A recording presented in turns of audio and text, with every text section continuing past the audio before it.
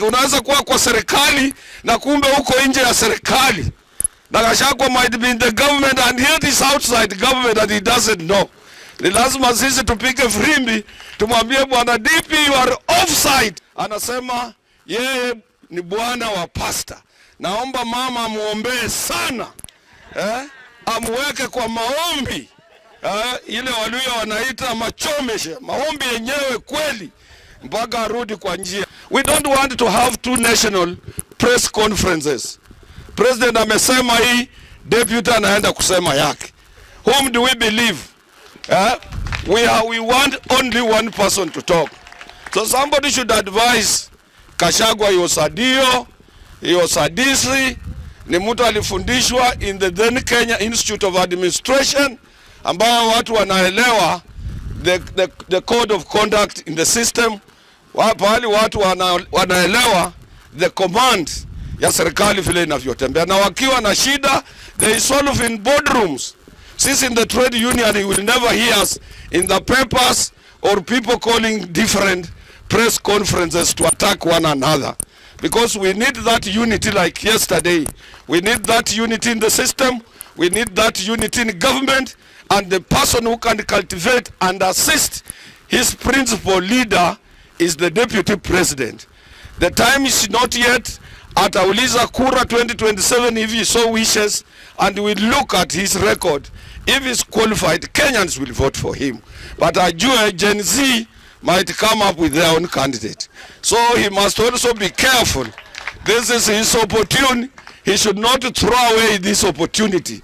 They must work unitedly and attract and show the Gen Z that they are in command, and the young people will respect them and they will finish their term. It's a very complicated for Kenyans at this moment, when the political class have joined themselves together like vultures to pray, to suck the blood of Kenyans. The coming together of Ruto and Raila has already shown us that politicians are birds of the same feathers. They will always flock together. As long as their interests converge, they always sit together and eat together. And what are they eating? They are eating the blood of Kenyans, drinking the blood of Kenyans, and feeding the flesh of Kenyans. That's what they will do. They want Kenyans to be wise. Elections are coming. We have been divided along tribes for a long time. Kuyus will say Luos are bad. Luos will say Kuyus are bad. And some other people will say Luyas are this, Kambas are that, Masais are this, Kalenjins are that. That language is not for ordinary Kenyans. That language is for the political class, who are always one thing. Wanakutananga wanasema we kimbia hivi, we nikimbia hivi, mimi nikimbia hivi. Ukipata, tukikutana, tukule. Saa hii tuwachanganye, tujifanye tunapigana. Wapumbavu wa Kenya wanafuata hivyo hivyo. Nasema wapumbavu kwa sababu hawasomangi. Unaona saa hii vile kumeenda. Ngoja 2027. Utaona. Jaruo, Kikuyu, atarare. Stupid people, idiots, stupid people. If Kenyans want to defeat the political class, Kenyans must drop their tribe card and carry the Kenyan card and say we are Kenyans. Because when elections comes, it is not election for Kikuyus, not for Luos, not for Luyas. It is election for Kenya. It is Kenyan election. Even in the TV, it is Kenyan election. But some idiots will go to some idiots and tell them you are Kikuyus. And some other idiots will go to some other idiots and tell them you are Luos. And some other idiots will go to some other idiots and tell the idiots you are Luyas. Tell Kambas you are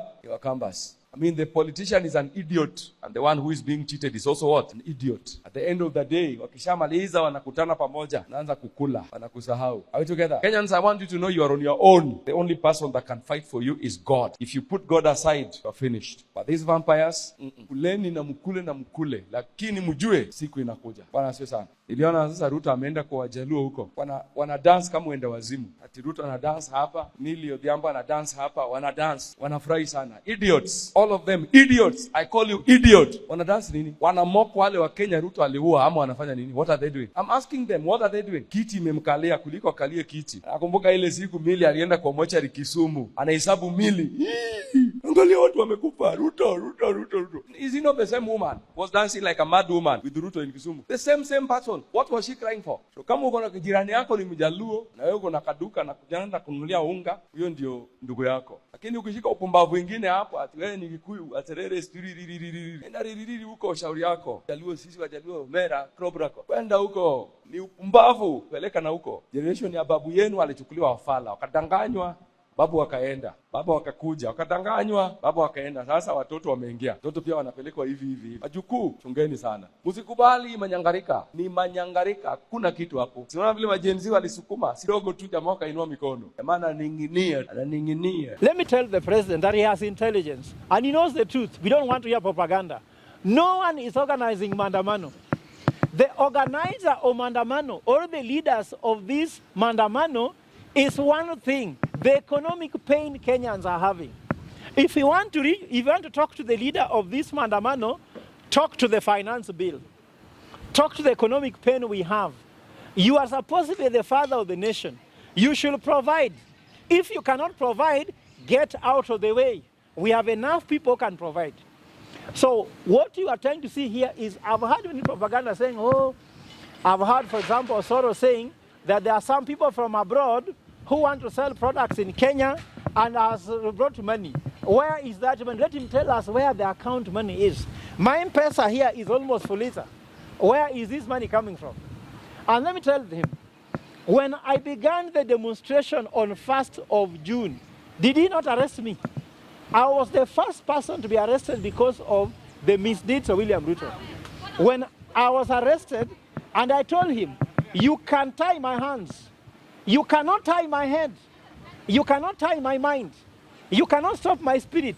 So that spirit I'm talking about is the one dealing with him. And this spirit will not leave him until he actually calms down.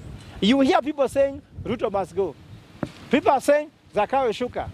Kama hujui penye ngazi iko tukuonyeshe, shuka chini. Kwa sababu we are tired of the president plus all his lies and all his finance bill and all his budget and policies. The economic policies is shrinking. I can tell you, the president is trying to find the Kenyan destination using the wrong map, and we cannot wait for forever. For him, he's enjoying shouting at us, live within our means. Some of us have no means at all. The only means we now have, which we live up to, is to come to State House. The only means we have now is to come and tell you to withdraw all those economic policies and let Kenyans survive. If you cannot govern this country, just resign. That's what we are trying to say. Our means is over. The only means is to come to the street. That's how we are going to live. We shall drink the water, the sweat, the tear gas on the street from tomorrow until you come down. So there are no leaders here. The leader is that we are having a common pain. When you mtu boda boda, or you are selling in the open market the way you call them mama mboga. But for us, we know there is no mama mboga. Hakuna mtu alizaa mboga hapa Kenya. We know that everybody's business must be respected. You cannot call somebody the name of the business they do.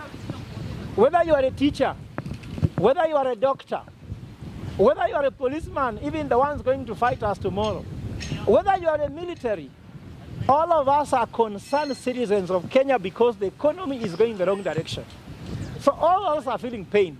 So this is the common pain taking people to the street. There is no leader. If you are waiting for a leader, it won't work.